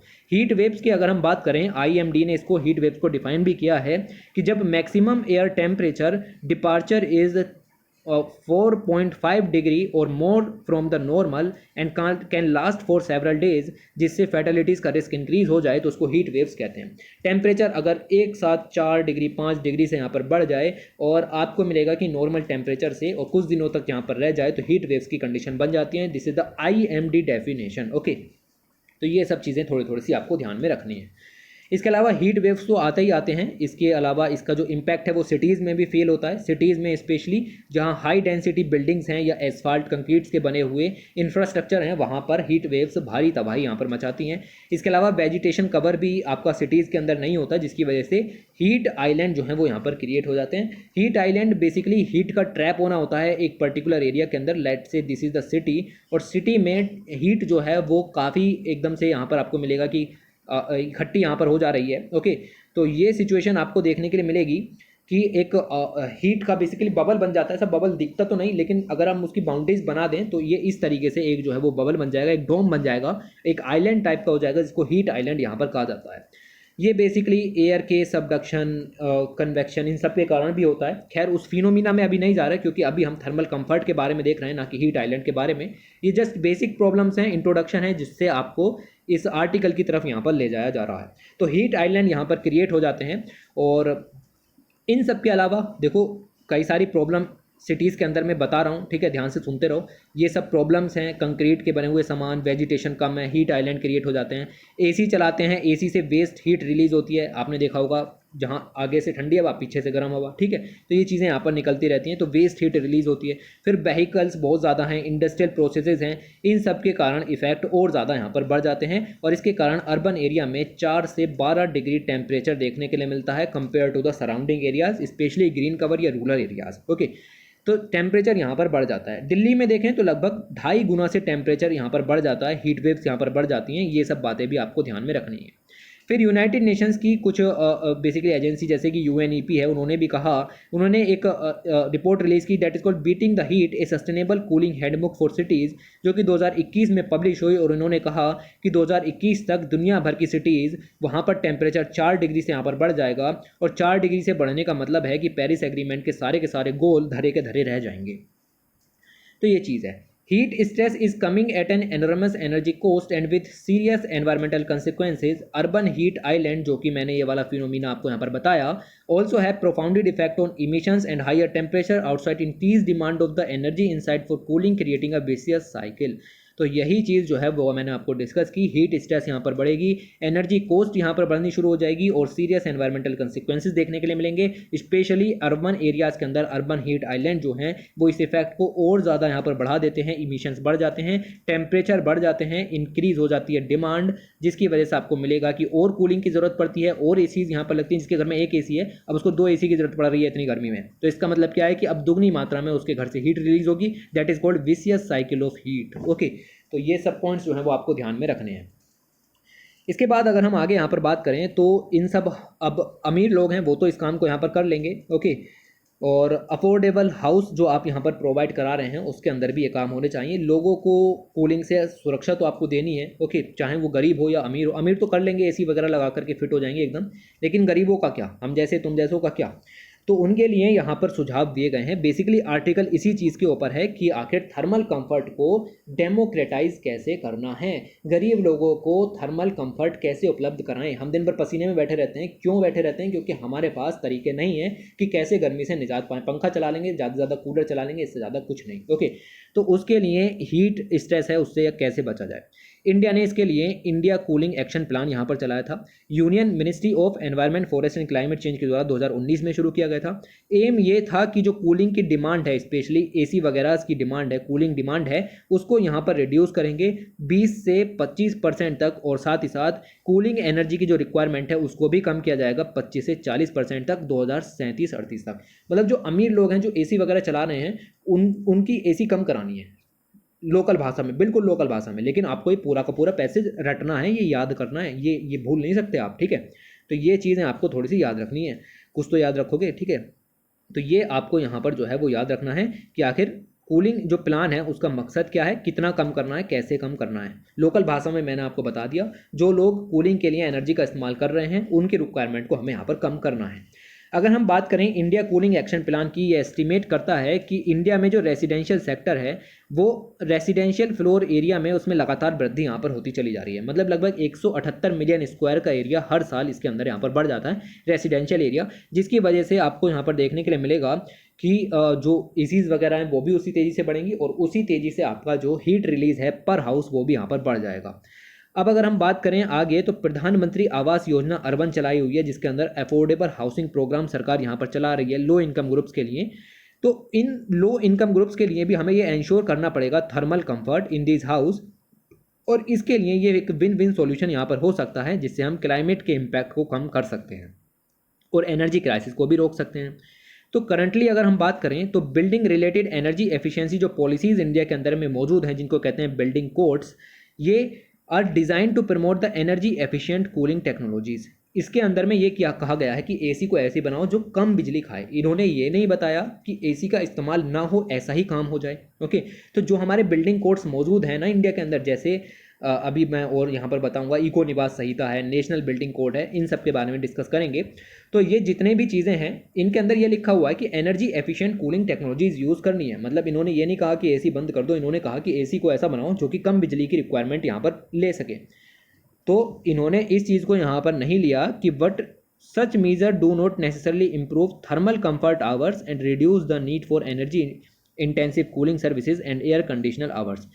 ICAP को जो है वो आपका थर्मल कंफर्ट स्टैंडर्ड्स को यूज़ करना पड़ेगा, और जो आपका basically heat resistance building material के ऊपर अभी लगातार बात हो रही है, या walling system for energy saving के लिए बात हो रही है। तो फिलहाल टेक्नोलॉजी को उभारने पर बात हो रही है, थर्मल कंफर्ट की बात इसके अंदर में नहीं हुई है, जितनी भी कोड्स हमारे पास मौजूद हैं उनके अंदर। तो इस थर्मल कंफर्ट को रेगुलेट करना होगा, पीपल्स का परसेप्शन जो है वो आपको चेंज करना पड़ेगा कंफर्ट वगैरह से रिलेटेड, और इसके लिए आपको कुछ जो है वो वर्क जो है वो यहाँ पर करने पड़ेंगे। देखते हैं क्या क्या चीज़ें यहाँ पर हो सकती हैं। तो एनर्जी एफिशिएंसी पर फोकस ना करके थर्मल कंफर्ट पर फोकस होना चाहिए। कुल मिलाकर के ये कहा जा रहा है कि आप जो है वो अपना चेंज करो tack from energy efficiency to the thermal comfort. Thermal comfort पर जो है वो आपको ज़्यादा फोकस देना है compare to the energy efficiency. तो जितने भी रेगुलेटरी मैंडेट्स हैं हमारे जो कि थर्मल परफॉर्मेंस को उभारने के लिए, स्पेशली कई सारे बिल्डिंग कोड्स हैं, लाइक रेसिडेंशियल एरियाज़ के लिए हमारे पास है इको निवास संहिता। ये डिफाइन करती है कि एक रेसिडेंशियल एरिया में जो हाउस बना होगा वो किस तरीके से यहाँ पर बनेगा। ऐसे ही आपको मिलेगा कि नेशनल बिल्डिंग कोड 2016 की यहाँ पर मिल जाएगी। ओके, ये जो कमर्शियल बिल्डिंग्स हैं उनके लिए यहाँ पर ये कोड हो जाती है, और ये बताती है कि जो कमर्शियल बिल्डिंग्स बनेंगी उनके अंदर क्या क्या सुविधा होनी चाहिए ताकि वहाँ पर एसी वगैरह की रिक्वायरमेंट कम हो, यानी कि बिल्डिंग जो है वो काफ़ी अच्छी हो, नेचुरल रिसोर्सेज का यूज़ करते हुए यहाँ पर बननी चाहिए। दिक्कत इको निवास संहिता मैंडेटरी बिल्कुल भी नहीं है। ओके, और ये चीज़ें यहाँ पर मिलेंगी। तो नेशनल बिल्डिंग कोड है या इको निवास संहिता, इनके अंदर साफ साफ लिखा हुआ है कि जितना हो सके विंडोज़ यहाँ पर आप यूज़ करो, तो डे लाइटिंग वहाँ पर आनी चाहिए ताकि लाइट आपको जलानी ना पड़े। वेंटिलेशन का इस्तेमाल करो हवा निकलने आने जाने के लिए, जिससे कि आपको एसी की कम से कम ज़रूरत यहाँ पर पड़े। तो मटीरियल ऐसा होना चाहिए या और भी चीज़ें हैं तो वो उस तरीके से होनी चाहिए। मतलब आप समझ गए ना कि बिल्डिंग कोड्स किस तरीके से वर्क यहाँ पर करेंगे। तो ये सब चीज़ें आपको थोड़ी थोड़ी सी ध्यान में रखनी है। इसके अलावा की इन्फ्लुएंसर्स की बात करें तो लिखा हुआ है कि एक सैम्पल स्टडी इस बात को बताती है कि अगर जो बिल्डिंग्स हैं अगर ईस्ट वेस्ट की तरफ को मुंह करके बनाई गई हैं तो 20% ज़्यादा हीट वहाँ पर आती है कंपेयर टू द बिल्डिंग्स जो कि नॉर्थ साउथ को मुंह करके बनाई जाती हैं। तो ये पॉइंट है भाई, सिंपल सी बात है, सूरज उग रहा है सूरज छिप रहा है तो ईस्ट वेस्ट दिशा वो हो गई, वहाँ पर 20% ज़्यादा हीट यहाँ पर आएगी। ऐसे ही हीट गेन्स जो हैं वो 40% ड्रॉप हो जाते हैं अगर आपने कंक्रीट ब्लॉक्स का यूज़ ना करके फ्लाई ऐश से बनी ब्रिक्स का इस्तेमाल यहाँ पर किया हो। तो अगर बिल्डिंग कोड्स के अंदर यही लिखा हुआ है कि कौन सा मटेरियल यूज़ करें जिससे कि हीट घर के अंदर कम से कम हो, या घर विंटर है तो गर्म रहे, समर है तो ठंडा रहे। ओके, तो ये सब जो है वो बिल्डिंग कोड्स के अंदर में चीज़ें लिखी रहती हैं। नेशनल बिल्डिंग कोड्स 2016 है और इको निवास संहिता है, ये सब प्रोवाइड कराती हैं कि वेंटिलेशन होना चाहिए, रेगुलर जो रेसिडेंशियल बिल्डिंग है उनके अंदर वेंटिलेशन का सिस्टम होना चाहिए। और इन्होंने विंडो टू फ्लोर जो एरिया रेशियो है उसको भी यहाँ पर डिफाइन किया है कि एक विंडो कितनी बड़ी होनी चाहिए कंपेयर टू द वॉल। ठीक है, लेट्स से मेरे घर की एक दीवार है तो उस दीवार पर विंडो होनी चाहिए और विंडो कितनी होनी चाहिए कंपेयर टू द वॉल, वो सब चीज़ें इन्होंने यहाँ पर डिज़ाइन की हैं। प्रॉपर क्रॉस वेंटिलेशन सिस्टम होने चाहिए, ज़रूरी नहीं है इधर से गर्म हवा आई तो अंदर ट्रैप हो गई, ठीक है, निकलने का सिस्टम होना चाहिए। तो ये सब चीज़ें जो हैं वो यहाँ पर जो है वो थोड़ी थोड़ी सी याद रखो, ज़्यादा जाने की ज़रूरत नहीं है इसमें। इसके अलावा जो council of scientific and industrial research है उसके अंदर में आता है central building research institute CBRI। इन्होंने भी एक जो है वो टूल यहाँ पर डेवलप किया था और ये कैलकुलेट कर सकता है कि विंडो ओपनिंग साइज़ कितना होना चाहिए compare to the size of room. तो एक रूम में कितनी बड़ी विंडो होनी चाहिए ताकि जो एयर एक्सचेंज रेट हैं उनको मेंटेन किया जा सके। तो थोड़े से पॉइंट याद रखो। देखो इनसे अच्छा एक ऐसे लिखा जा सकता है। आपको भी पता है कि पोटेंशियल थोड़ा सा कम है क्वेश्चन का, लेकिन फिर भी ये चीज़ें पता होनी चाहिए, तो ये उस तरीके से याद रखो। इसके अलावा एक इंपॉर्टेंट पॉइंट मिलता है that is called passive architectural design. ये काफ़ी ज़रूरी है, ये आपका यूज़ भी किया जा रहा है। जितने भी हमारे पास कोड्स हैं लाइक इको निवास संहिता या नेशनल बिल्डिंग कोड्स है, उन सभी के अंदर कहा गया है कि पैसिव आर्किटेक्चरल डिज़ाइन काफ़ी ज़्यादा ज़रूरी है। पैसिव डिज़ाइन आर्किटेक्चर का मतलब ये है कि ये नेचुरल रिसोर्सेज का यूज़ करके इन चीज़ों को मैक्सिमाइज़ करना चाहता है। साथ ही साथ हीटिंग है, कूलिंग है या वेंटिलेशन है, इसमें आप सिर्फ और सिर्फ नेचुरल सोर्सेज का यूज़ करो। तो ये कहता है कि आपको environmental conditions like solar radiation, cool night air pressure difference, इन सब का यूज़ करके आपका इंटरनल एनवायरनमेंट को मेंटेन यहाँ पर करना है। इसमें आपको मैकेनिकल और इलेक्ट्रिक सिस्टम लाइक एसीज़ वगैरह हैं, या गर्मियों के अंदर आपके एसी हो गए और ऐसे ही आपकी सर्दियों के अंदर हीटर वगैरह हो गए, तो उनका यूज़ ना करो। आप जो नेचुरल फिनोमिनाज हैं उनका इस्तेमाल करके घर को डिज़ाइन करो। This is called passive architectural design. समझ में आया? तो यही देखना है कि आपको ये यहाँ पर बनानी है या नहीं बनानी। हाँ बनानी है, क्यों? क्योंकि इससे सन रेडिएशन ब्लॉक हो जाएगा, आपका घर ठंडा रहेगा। समझ रहे हो? क्रॉस वेंटिलेशन सिस्टम होना चाहिए, हवा इधर से निकल करके इधर जाए तो ये गर्म हवा को बार बार ले जाती रहेगी। कुछ तरीके होते हैं घर बनाने के, this called passive design strategy. और याद रखना इसमें हम किसी भी तरीके के मैकेनिकल और इलेक्ट्रिक सिस्टम्स का इस्तेमाल कतई नहीं करेंगे, ठीक है? तो ये चीज़ें हैं। अब देखो 3 बिल्डिंग कोड्स हमारे यहाँ आ जाती है, जिससे हम एनर्जी एफिशिएंसी को ख़त्म करके इन कोड्स की मदद से थर्मल कंफर्ट उपलब्ध करा सकते हैं, इवन गरीब लोगों को भी। That is called democratise thermal comfort. तो इसमें पहली कोड आ जाती है आपकी energy efficiency building code for commercial buildings. तो कमर्शियल बिल्डिंग्स के लिए 2007 की कोड है, एनर्जी कंजर्वेशन बिल्डिंग कोड 2007 की। कमर्शियल बिल्डिंग्स के लिए फोकस क्या है कि पैसिव आर्किटेक्चर डिज़ाइन करना है, मतलब नेचुरल फिनोमिनास का इस्तेमाल करना है, और विंडो टू वॉल रेशियो को मेंटेन रखना है। इसके अलावा जो हीट है उसको भी यहाँ पर कंट्रोल करना है, वगैरह वगैरह चीज़ें। देखो ये सब जानने की जरूरत नहीं है, जस्ट इनको एक एक लाइन में भी लिख दोगे तो भी 250 वर्ड का ऐसे हो जाएगा। बाकी आपसे पूरा इस तरीके से कभी नहीं पूछा जाएगा कि इंडिया में बिल्डिंग कोड्स किस तरीके की हैं या कैसे मदद करती हैं, नहीं ऐसे नहीं पूछा जाएगा। थोड़ा सा ध्यान रखो। ऐसे ये इको निवास संहिता याद रखना, ये रेसिडेंशियल बिल्डिंग के लिए है और ये कमर्शियल बिल्डिंग के लिए है। ओके, तो जो आपका रेजिडेंशियल बिल्डिंग के लिए हैं ये भी इस चीज़ को कहती है कि जितने भी एरियाज़ हैं 500 स्क्वायर मीटर के या उससे बड़े, उनको जो है वो एनर्जी एफिशिएंट कोड को यहाँ पर यूज़ करना पड़ेगा, इको निवास संहिता को यूज़ करना पड़ेगा। ये अभी मैंडेटरी नहीं है, लेकिन इसको मैंडेटरी करना चाहिए।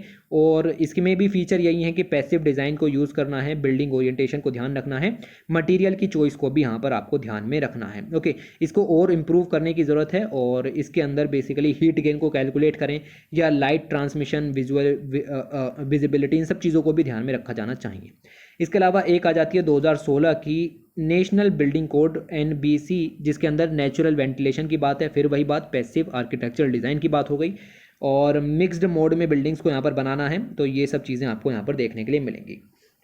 ओके, मिक्स्ड मोड बिल्डिंग की अगर हम बात करें तो इसमें लोग जो हैं वो वाइडर रेंज ऑफ टेम्परेचर को सहन कर सकते हैं, एडोप्ट कर सकते हैं, और कूलिंग जो डिवाइसेस हैं उनको अकॉर्डिंगली ऑपरेट करना पड़ेगा। जब आप टेम्परेचर को मैक्सिमम सहन कर सकते हो, इसका मतलब ये है कि आपको AC की ज़रूरत नहीं पड़ेगी और यहाँ से चीज़ें कम हो सकती हैं।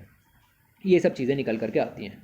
उसके बाद ये आर्टिकल ख़त्म हुआ। इतना ही मुझे यहाँ पर पढ़ाना था, ये सब थोड़ा सा याद रखोगे तो सफिशिएंट रहेगा, इससे ज़्यादा जानने की ज़रूरत नहीं है।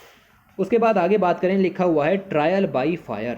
तो स्कूटर्स में आग लग रही है, ठीक है। पिछले 5-6 महीने से हम देख रहे हैं कि जो स्कूटर हैं ओला वोला वगैरह के, इन सब के स्कूटर्स में लगातार जो है वो फायर देखने के लिए मिल रही हैं। तो इसमें आग कैसे लग रही है ये बात आप जान भी चुके होंगे। इलेक्ट्रिक व्हीकल इंफ्रास्ट्रक्चर हम तैयार कर रहे हैं, 2 व्हीलर का जो मार्केट है इंडिया के अंदर काफ़ी बढ़ा भी है, ओके, पिछले कुछ समय में। और इसके चलते कुछ चैलेंजेस तो उभर करके आते हैं। उनमें से एक चैलेंजेस यही है कि स्कूटर फट जा रहे हैं, ठीक है। तो फट कहाँ जा रहे हैं स्कूटर, तो उसके पीछे का जो रीज़न है वो यहाँ पर दिया गया है। जस्ट रीज़न को देखेंगे और आगे चलेंगे। इसके बारे में अभी इलेक्ट्रिक व्हीकल को यहाँ पर खोल करके बैठने की ज़रूरत नहीं है, ओके। जस्ट ये देखो कि इलेक्ट्रिक व्हीकल फट क्यों रहे हैं, तो ये चुनौती यहाँ पर आपको समझ में आएगी। तो इलेक्ट्रिक व्हीकल बैटरी जो हैं वो बेसिकली आपको मिलेगा कि काफ़ी कॉम्प्लेक्स सिस्टम होता है। लिथियम का यूज़ करते हैं ना इलेक्ट्रिक बैटरी को बनाने में, ओके। तो lithium ion batteries specially use की जाती हैं। तो इसके अंदर बहुत सारी बैटरी सेल्स का इस्तेमाल किया जाता है, और इसके अंदर एक बैटरी मैनेजमेंट सिस्टम भी यहाँ पर होता है। आप देख सकते हो ये पूरा का पूरा बैटरी मैनेजमेंट सिस्टम है और इसके अंदर काफ़ी सारे जो आपको बैटरी सेल्स हैं उसका भी इस्तेमाल यहाँ पर किया जाएगा। तो the cell have 4 component, cell के अंदर 4 तरीके की चीज़ें होती हैं भाई, हर एक सेल के अंदर कुछ ना कुछ होता ही है। जैसे कैथोड और एनोड हर सेल के अंदर होते हैं, इलेक्ट्रोलाइट होता है, इसमें सेपरेटर भी यहाँ पर होता है जो कि इन दोनों को सेपरेट करने का काम करता है। सेल तब वर्क करता है जब लिथियम के जो आयन हैं वो एनोड से कैथोड की तरफ जाते हैं थ्रू द इलेक्ट्रोलाइट, और इससे जो है वो आपकी इलेक्ट्रिसिटी यहाँ पर सर्किट में फ्लो होती है, जिससे आपका इलेक्ट्रिक स्कूटर यहाँ पर वर्क होता है।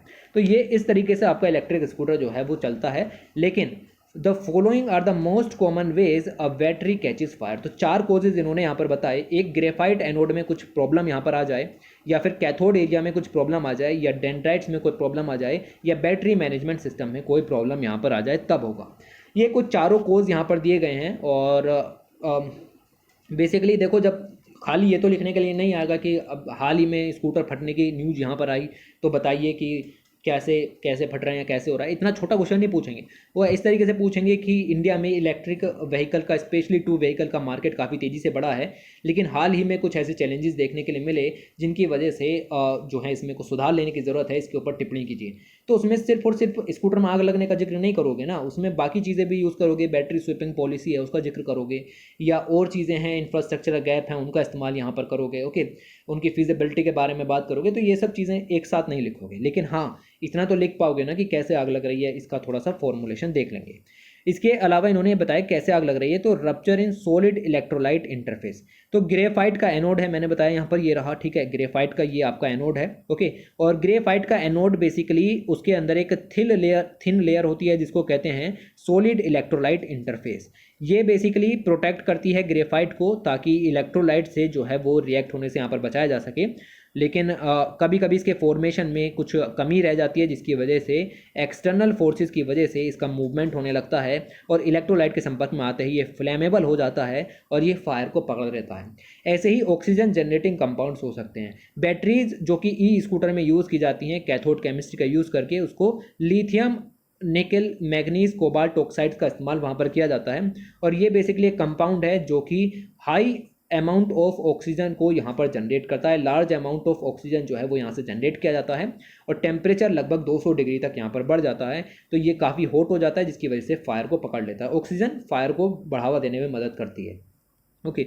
इसके अलावा combustion cause by dendrites during the charging. Charging के दौरान में भी जो डेंड्राइट्स होते हैं वो थिन होते हैं, स्पेशली हेयर लाइक स्ट्रक्चर होते हैं, तो ओवर चार्जिंग के दौरान ये यहाँ पर फट जाते हैं। ऐसे ही बैटरी मैनेजमेंट सिस्टम में मैन्युफैक्चरिंग के दौरान फॉल्ट यहाँ पर रह जाए तो ये दिक्कत यहाँ पर हो जाती है। लाइक दिस प्लेट जो या सिस्टम इंटीग्रेटेड सिस्टम वगैरह, चिप वगैरह जो भी लगाओगे उसमें प्रॉब्लम यहाँ पर आ जाएंगी जिसकी वजह से फटेंगी।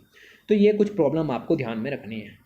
इसके बाद आगे बात करें और एक छोटा सा आर्टिकल और देखना रह गया है, ये लास्ट आर्टिकल है शायद, नहीं इसके अलावा एक और आर्टिकल यहाँ पर है।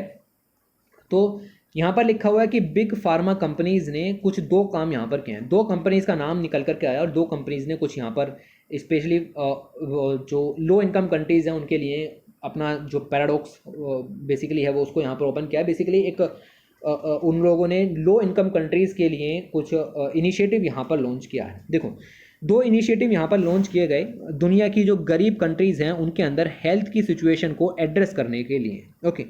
तो ये जो आपका फाइज़र नाम की कंपनी है जो कि वर्ल्ड का टॉप रिवेन्यू अर्नर बना कोविड-19 के दौरान, इन्होंने एक प्रोजेक्ट लॉन्च किया है that is called accord for healthier world project. याद रखना, ठीक है, इंपॉर्टेंट है। Accord for a healthier world project. क्या करेंगे इस प्रोजेक्ट के अंदर में? इस प्रोजेक्ट के अंदर में ये जो कंपनी है फाइज़र, ये जितनी भी आपकी लो इनकम कंट्रीज़ हैं, लोअर इनकम कंट्रीज़ हैं या रेस्ट ऑफ द वर्ल्ड की कंट्रीज़ हैं, उनके अंदर हैं हेल्थ इनइक्वालिटीज़ को रिड्यूस करने के लिए अपने जो पेटेंटेड या हाई क्वालिटी मेडिसिन हैं या वैक्सीन्स हैं उनकी मैन्युफैक्चरिंग को अवेलेबल कराएगा आउटसाइड द यूएस और ईयू जहाँ पर पेटेंट लिया गया है उसके बाहर, ओके। तो लगभग ऐसी 45 लोअर इनकम कंट्रीज़ को इससे फ़ायदा मिलेगा और स्पेशली ये जो है वो नॉट फॉर प्रॉफिट बेसिस पर इसको अवेलेबल कराया जाएगा। तो ये इसने काफ़ी अच्छा इनिशिएटिव यहाँ पर लिया है। इससे जो लो इनकम कंट्रीज़ हैं वहाँ पर वैक्सीन्स जो भारी मतलब हाई कॉस्ट में अवेलेबल हैं वो अब अफोर्डेबल कॉस्ट में उपलब्ध हो पाएंगी क्योंकि वहाँ पर मैन्युफैक्चरिंग विदाउट पेटेंट रॉयल्टी आपको उपलब्ध हो जाएगी। अगर आपको अपनी कंट्री के अंदर इसकी मैन्युफैक्चरिंग करनी थी तो आपको फाइज़र को भारी मात्रा में पैसा देना पड़ता, तब वो आपको इसके मैन्युफैक्चरिंग के राइट देता और तब आपको ये चीज़ें करनी थी। तो ये कुछ चीज़ें आपको ध्यान में रखनी है, ये प्रोजेक्ट काफ़ी मदद करेगा। What does this regulation registration एंटेल्स for the countries. अब यहाँ पर एक इशू भी आया कि भाई कंपनी है ऐसे तो कुछ करेगी नहीं, बेफालतू में मजा कोई आ रहा है, ठीक है। तो उसके पीछे कुछ रीज़न यहाँ पर बताए गए। रीज़न कुछ खास नहीं है, लेकिन रीज़न में बताया गया कि ये सब काम महान बनने के लिए किया गया। Countries the UN listed 46 as least developed countries. दुनिया भर में लगभग 46 जो हैं वो लीस्ट डेवलप्ड कंट्रीज हैं, जिसमें से कि 35 जो हैं वो वर्ल्ड ट्रेड ऑर्गेनाइजेशन की मेंबर्स भी यहाँ पर हैं।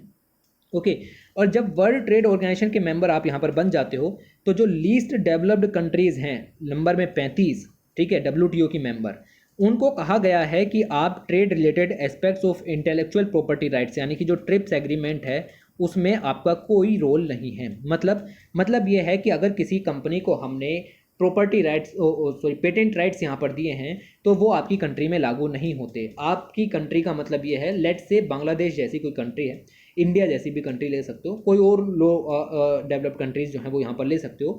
तो उन कंट्रीज़ के अंदर में वो बिना पेटेंट की रॉयल्टी दिए ही मैन्युफैक्चरिंग कर सकते हैं। This is very very important. Okay तो WTO के अंदर अगर कोई LDC कंट्री मेंबर है तो उसको आपका ट्रेड रिलेटेड जो इंटेलेक्चुअल प्रॉपर्टी राइट्स हैं उसको एनफोर्स करने की ज़रूरत नहीं पड़ती, and do not have to enforce patent according to the WTO rules. This is why a company in Bangladesh is already producing a generic version of Paxlovid।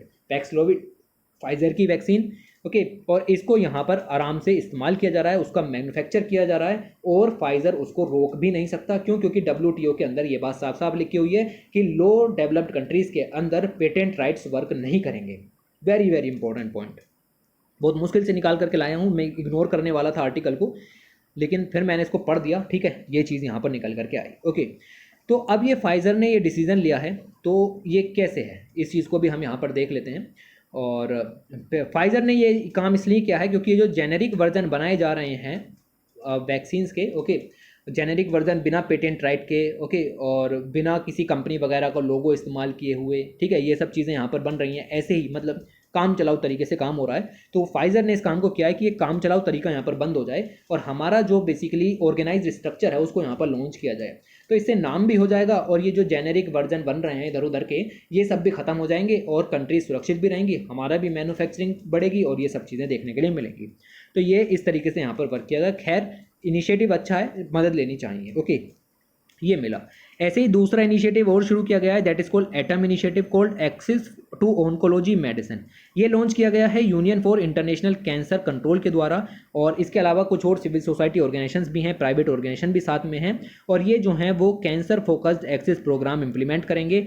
Focus ये है कि जो मेडिसिन है currently on the WHO essential medicine list, जो cancer को treat कर सकती हैं, ऐसी सभी मेडिसिन जो WHO की इसेंशियल मेडिसिन लिस्ट के अंदर हैं कैंसर को ट्रीट करेंगी, हाई इंसिडेंट टू मोर्टेलिटी रखती हैं, जैसे कि लंग कैंसर है या और भी कैंसर के तरीके हैं, उन सारी की सारी दवाओं को लो इनकम और लोअर मिडिल इनकम कंट्रीज़ के अंदर फ्री ऑफ कॉस्ट यहाँ पर उपलब्ध कराना है।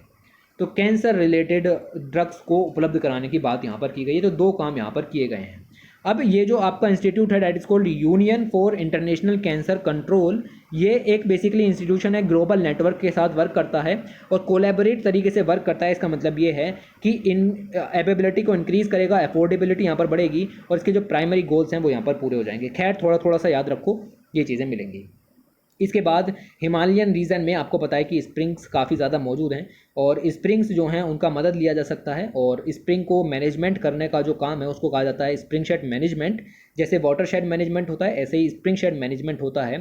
तो उसके अंदर हम इन हिमालयन स्टेट्स के अंदर स्प्रिंग्स को मैनेज करने के लिए कुछ तरीके अपना सकते हैं, और एक तरीका है इंसेंटिव बेस्ड अप्रोच, जिसकी वजह से जो हिमालयन फॉरेस्ट के अंदर स्प्रिंग्स हैं जो कि डाउन स्ट्रीम स्टेट्स के लिए वाटर का एक इंपॉर्टेंट सोर्स बन जाते हैं, स्पेशली ड्रिंकिंग वाटर का, उसके कंजर्वेशन को एंश्योर कर सकते हैं। ओके तो यहाँ पर आपको क्या देखना है वो देख लेते हैं, ये सब आप इग्नोर कर सकते हो और ये सब चीज़ें भी आप यहाँ पर इग्नोर कर सकते हो। स्पेशली आपको पता है ना कि स्प्रिंग्स जो हैं वो हिमालयन रीजन के अंदर, हिमालयन स्टेट्स के अंदर ड्रिंकिंग वाटर के सोर्स के रूप में इस्तेमाल यहाँ पर होंगी, और हिली रीजन्स के अंदर लगभग 60% के करीब पॉपुलेशन स्प्रिंग्स पर ही डिपेंड है अपनी लाइफ के लिए। इको टूरिज्म, लाइवलीहुड सब उसी चीज़ पर डिपेंड यहाँ पर है।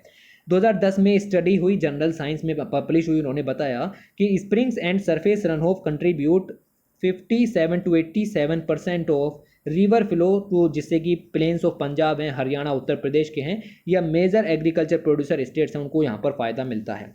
तो ये सब कुछ चीज़ें जो हैं वो यहाँ पर निकल के आए। इसका मतलब ये है कि इनका प्रोटेक्शन काफ़ी ज़्यादा ज़रूरी है। तो environment, forest and climate change जो आपकी बेसिकली मिनिस्ट्री है या स्टेट डिपार्टमेंट है, वो साथ में मिलकर के वर्क कर सकते हैं।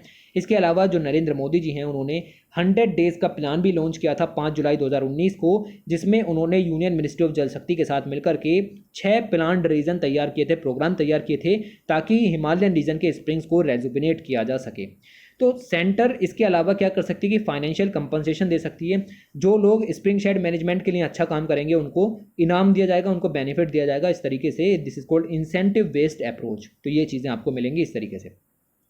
तो स्प्रिंग शेड मैनेजमेंट अच्छा हो सकता है अगर हम बोनस यहाँ पर उपलब्ध कराना शुरू कर दें तो इंट्रोड्यूस कर सकते हैं एक बोनस सिस्टम, जिसकी मदद से काम यहाँ पर किया जाएगा। तो ये इस तरीके से आपकी जो पूरी मैगजीन है वो ख़त्म हुई, कैसे स्प्रिंग शेड मैनेजमेंट वगैरह काम यहाँ पर करेंगे। ओके, ये सब थोड़ा थोड़ा सा पढ़ते रहो। बाकी 1 घंटे की वीडियो हो गई, ठीक है, इतनी तो खींचनी भी थी। इसके अलावा मैगजीन खरीदनी है तो ये रहा सब, मैंने आपको बता दिया कि कैसे परचेज करोगे। खैर, टाइम वेस्ट ना करते हुए वीडियो को एंड करते हैं। अगर आपको पसंद आई, लास्ट तक पहुँचे हो, कुछ सीखा उखा हो, तो फिर भाई इसको सब्सक्राइब शेयर जरूर कर दो, ठीक है। एक आधा जगह तो शेयर कर दो, ठीक है। तो चलो एंड करते हैं। Thanks for watching, take care.